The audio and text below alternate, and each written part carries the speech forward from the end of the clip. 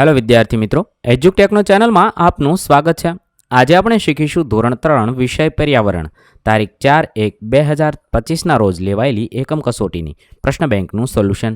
વિદ્યાર્થી મિત્રો, આજ રોજ લેવાયેલી એકમ કસોટીના તમામ પ્રશ્નોના જવાબનું અહીં આપણે સોલ્યુશન શીખીશું. તો ચાલો શીખીએ તારીખ 4/1/2025ની ધોરણ 3ની પર્યાવરણ વિષયની એકમ કસોટી. પ્રશ્ન નંબર 1, સાચો વિકલ્પ પસંદ કરી ખાનામાં લખવાનો છે. એક ઇગ્લુ પ્રકારના ઘર તમને કયા વિસ્તારોમાં જોવા મળશે? તેના જવાબ માટે 4 ઓપ્શન છે. સાચો જવાબ થશે બી, બર્ફીલા વિસ્તારમાં જોવા મળે છે. 2, નાવડીમાં બનાવેલા ઘરમાં ફરવા તમારે ક્યાં જવું પડશે? જવાબ થશે એ, શ્રીનગરમાં જવું પડશે. 3, ભૂંગો પ્રકારના ઘર કયા વિસ્તારોમાં જોવા મળે છે? સાચો જવાબ થશે ડી, રણમાં જોવા મળે છે. 4, તમે બહુમાળી મકાનમાં 11મા માળે રહો છો, તો ઘરે જવા માટે તમે શાનો ઉપયોગ કરશો? જવાબ થશે ડી, લિફ્ટનો ઉપયોગ કરીશું.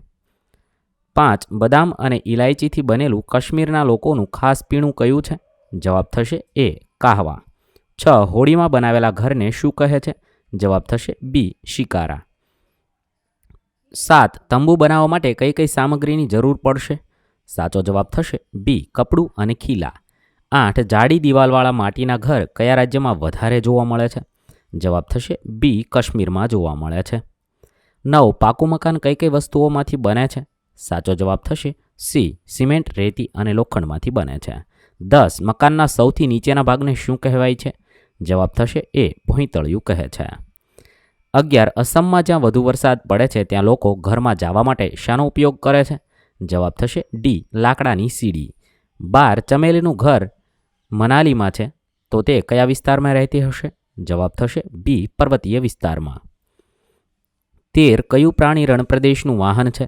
જવાબ થશે સી, ઊંટ. 14, દાલ સરોવર ક્યાં આવેલું છે? જવાબ થશે એ, કાશ્મીર. 15, ભારતના કયા રાજ્યમાં સૌથી વધુ વરસાદ પડે છે? જવાબ થશે ડી, અસમમાં પડે છે.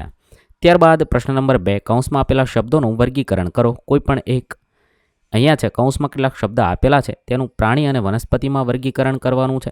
તો પ્રાણીમાં આવશે ઈંડા, મધ, વનસ્પતિમાં મકાઈ, પાલક અને ટામેટા આવશે.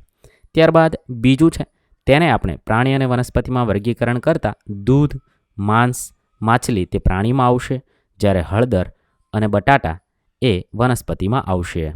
ત્યારબાદ 3, આપેલા શબ્દોમાં જમીનની અંદર થતા શાકભાજીમાં મૂળા, ગાજર આવશે, જ્યારે જમીનની બહાર થતા શાકભાજીમાં દૂધી, ભીંડો અને ટમેટા આવશે. 4, જોડકા જોડવાના છે. કોઈ પણ એક જોડકા જોડવાના છે. 1, રણ પ્રદેશનું ઘર. જવાબ થશે 3, ભૂંગો. 2, બરફવાળા પ્રદેશનું ઘર. જવાબ થશે 4, ઇગ્લુ. 3, હોડીમાં બનાવેલું ઘર. જવાબ થશે 5, શિકારા. 4, જંગલની મુસાફરી સમયે બનાવાતું ઘર. જવાબ થશે 1, તંબુ. 5, મેદાન પ્રદેશનું ઘર. જવાબ થશે 2, બહુમાળી ઘર.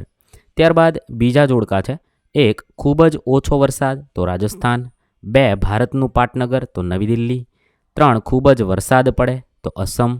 4, કાશ્મીરનું પીણું, તો કાહવા. 5, પર્વતીય પ્રદેશ, તો મનાલી. ત્યારબાદ ત્રીજું છે. 1, અસમ, તો વાંસના થાંભલા પર બનાવેલું ઘર.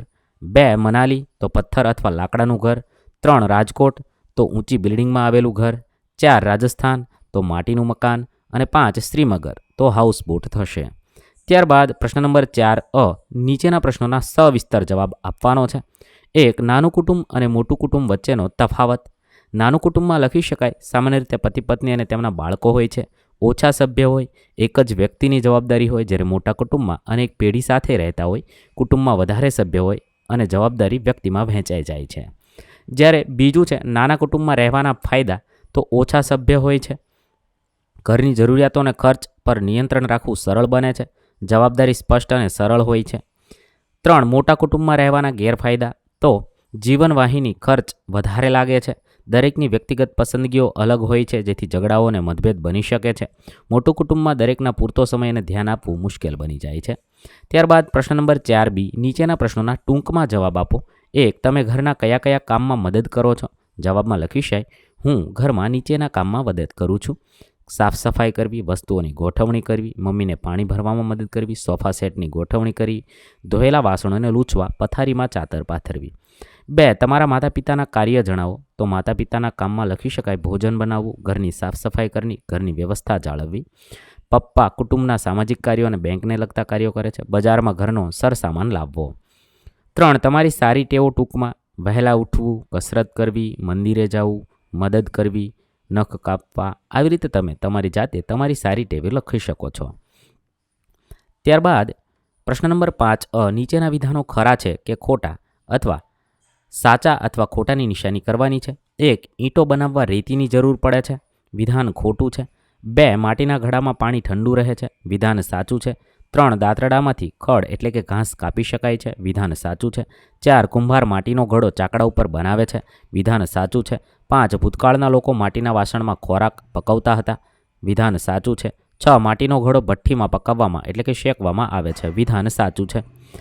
ત્યારબાદ પ્રશ્ન નંબર 5 નીચેના પ્રશ્નોના જવાબ 1-2 વાક્યમાં લખો. 1. વર્તમાન સમયમાં લોકો ખોરાક શાના પર પકવે છે? તો ચૂલા પર પકવે છે. 2. ભૂતકાળના લોકો માટીના કયા વાસણનો ઉપયોગ કરતા હતા? તો ઘડા, માટલા, કુંડા, હાંડલા, તાવડી, તવી અને કોડિયા વગેરેનો ઉપયોગ કરતા હતા. 3. વર્તમાનમાં લોકો સ્ટીલના કયા વાસણનો ઉપયોગ કરે છે? તો પાત્ર, થાળી, કપ, ચમચી, વાટકા, પ્યાલો, તપેલીનો ઉપયોગ કરે છે. 4. માટીના કોડિયા કોણ બનાવે છે? કુંભાર બનાવે છે. 5. દાંતરડાનો ઉપયોગ તો ઘાસ કાપી શકાય છે. આ રીતે લખી શકો છો. 6. માટીના ઘડા બનાવવા માટે જરૂરી 2 વસ્તુના નામ તો પાણી અને માટી. 7. માટલું અને શામાંથી બનાવવામાં આવે છે? તો માટીમાંથી બનાવવામાં આવે છે. 8. કોઈ પણ 2 વ્યવસાયકાર એટલે કારીગરના નામ તો મોચી અને કડિયો તમે ગમે તે લખી શકો છો. 9. દાંતરડું બનાવવા માટે તમે કોની પાસે જશો? તો બનાવવા માટે લુહાર પાસે જવું પડે. અહીં આપણા પર્યાવરણ વિષયની એકમ કસોટીના પ્રશ્નોના જવાબ પૂર્ણ થાય છે. વિદ્યાર્થી મિત્રો, દરેક ધોરણની દરેક વિષયની એકમ કસોટીના વિડીયોઝ આપણી ચેનલ પર ઉપલબ્ધ છે, જે તમે એકમ કસોટી નામના પ્લેલિસ્ટમાંથી મેળવી શકો છો. પ્લેલિસ્ટની લિંક વિડીયોના ડિસ્ક્રિપ્શનમાં આપેલી છે. થેન્ક યુ દોસ્તો. એજ્યુકટેકનો ચેનલ તરફથી વિડીયો નિહાળવા બદલ આપનો આભાર. આવા બીજા વિડીયોઝ નિહાળવા માટે અમારી યુટ્યુબ ચેનલ એજ્યુકટેકનો અત્યારે જ સબસ્ક્રાઇબ કરો. આભાર દોસ્તો.